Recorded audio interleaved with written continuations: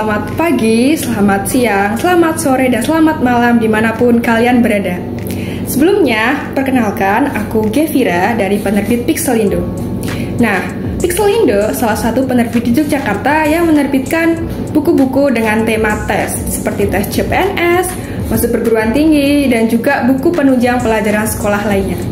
Nah, dalam video kali ini kita akan membedah beberapa soal UTBK SNBT yang khususnya ada di buku paten UTBK SNBT 2025. Bukunya kayak gini ya guys. Oke, langsung aja kita ke pembahasan soalnya.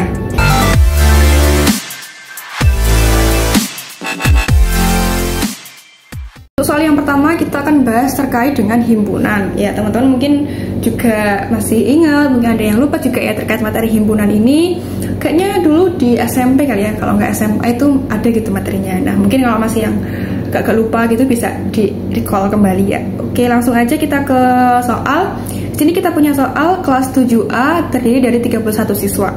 15-nya itu dia ikut matematika, 13-nya dia ikut kompetisi IPA gitu. Dan 7 itu tidak mengikuti kedua-duanya. Oke, sekarang kita itu harus mencari banyak siswa yang mengikuti kedua kompetisi itu berapa sih gitu ya. Oke, kita langsung aja gambar dulu teman-teman. Ini. Oke, di sini ada MTK. Di sini ada IPA. Nah, kita harus mencari banyak siswa yang mengikuti keduanya. Berarti kan irisan dari keduanya ya. Berarti di tengah-tengah ini kita tulis sebagai X. MTK itu berarti 15 min X. Yang IPA 13 min X. Nah, 7 taruh di luar. Gitu. Oke, langsung aja kita hitung ya, teman-teman. Berarti kan tadi jumlahnya 31 siswa ya. Jadi kita punya 15 min X ditambah X ditambah 13 min X ditambah 7 itu sama dengan 31. Oke, selanjutnya kita coret-coret nih. Mana nih yang bisa hilang? Ini bisa hilang. Berarti kita tinggal punya min X ya. Di sini 15 sama 13 sama 7. Berarti 35 sama dengan 31 gitu. Nah, berarti 31-nya dipindah ruas jadi minus min 31 sama dengan min X-nya juga jadi X. Jadi ketika kita punya 35 dibanding 31 itu adalah 4 sama dengan X. Oke, jadi di sini bisa kita ketahui bahwa banyak siswa yang mengikuti kedua kompetisi itu adalah 4 siswa. Jawabannya adalah yang D. Oke, soal selanjutnya itu adalah soal nomor 2 ya. Teman-teman, di sini kita akan membahas tentang bilangan pangkat gitu. Tapi sebelum itu kita coba review sebentar dulu terkait mungkin sifat ya yang digunakan di bilangan berpangkat. Nah, di sini ada dua sifat yang digunakan. Yang pertama itu adalah A pangkat M dikali A pangkat N itu sama dengan A pangkat M ditambah N. Nah, yang kedua itu ada sifat A pangkat M, ini A M kali N, atau bisa ditulis A M N. Nah, dua sifat ini bisa dipakai sebagai acuan untuk mengerjakan soal nomor 2. Oke, kita langsung aja ke soalnya ya teman-teman. Sekarang kita punya soal 2 pangkat A, B, C, D ditambah 3. Nah, menurut sifat yang ini kita bisa pecah jadi 2 pangkat A, B, C, D dikali 2 pangkat 3 gitu. Oke, sekarang kita coba mengaplikasikan sifat ini ke soal yang ini. Kita bisa gini teman-teman, 2 pangkat. Nah, gitu. Nah, 2 pangkat A itu ternyata udah ada tuh jawabannya berapa? 3 kan ya di soal. Berarti kan 3 BCD kali 2 pangkat 3. Nah, kita kurang lagi di sini. Ternyata 3B juga udah ada.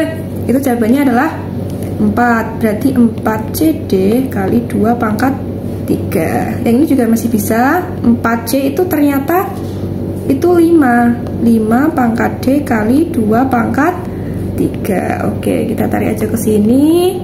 Jadinya 5D pangkat 2 pangkat 3 itu kan 8 ya, 8. Nah, 5 pangkat D itu kan ternyata di soal adalah 6 gitu. Berarti 6 dikali 8 itu sama dengan 48. Oke, jadi jawabannya yang A. Oke, soal ketiga kali ini kita akan bahas tentang deret aritmetika gitu ya. Tapi sebelum ke soal, kita coba untuk ingat dulu ya teman-teman buat rumus mencari suku koen itu kayak gimana. Nah, kita tulis dulu di sini Untuk mencari suku ke N, kita punya UN itu sama dengan A ditambah N-1B.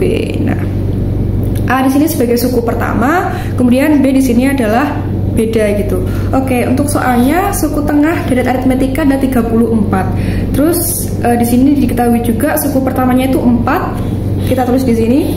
Berarti kita punya A sama dengan 4. Kemudian kita punya suku keempat itu adalah 22. Berarti U4 itu adalah 22. Nah, suku tengahnya UT gitu ya, itu adalah 34. Maka jumlah semua suku dari itu adalah berapa? Oke, yang pertama kita bisa cari dulu terkait bedanya, teman-teman. Nah, beda itu kita bisa cari pakai yang ini. Oke, kan tadi berarti U4 itu sama dengan A-nya kan ada 4 ya, tadi kan 4 ya, ditambah N-nya kan berarti 4 min 1 kali B-nya kan belum tahu, berarti kita tulis B gitu. Terus U4-nya diisi 22 sama dengan 4 ditambah 4 kualitas itu kan 3, berarti 3 kali B 3B. Lalu di sini 22 dikurangi 4 sama dengan 3B, 18 sama dengan 3B. Maka kita punya B-nya itu adalah 6 ya. Kita punya B6. Kita save dulu di sini. B6. Oke. Nah, selanjutnya kita harus nyari N gitu. Karena kan kalau misal kita harus nyari jumlah semua suku, kan kita harus tahu jumlah sukunya itu berapa. Nah, kita cari dulu tuh N-nya berapa pakai rumus yang ini. N ini kita tulis dulu, kita ganti warna kali ya. Oke. UN sama dengan A plus N-1 beda gitu. Nah, terus di sini berarti UN-nya kita punya 34 ya. 34 itu sama dengan A-nya tadi 4 ditambah N-nya belum tahu, berarti N-1 bedanya 6. Nah, kita bisa eksekusi di sini, berarti 34 dikurangi 4 ya, berarti sama dengan 6 N-1 gitu. Ini 30 sama dengan berapa? 6 N-1.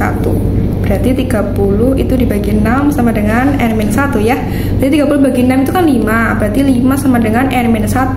Berarti N-nya itu sama dengan 6. Berarti kita punya N itu 6. Berarti 34 ini sebagai suku tengah, dia itu adalah urutan ke-6 gitu. Nah, mungkin biar nggak bingung kita tulis di sini ya, teman-teman. Maksudnya ini kan 34 di sini nih.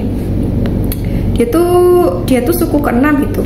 Nah, berarti kan suku ke-6 dan dia sebagai daerah tengah gitu. Berarti di sini kan masih ada angka ya. Terus aja kayak A, B, C, D, E gitu. Terus F, G, H, I, J gitu kan. Berarti kan kalau kita coret lagi kan dia sebagai suku yang tengah.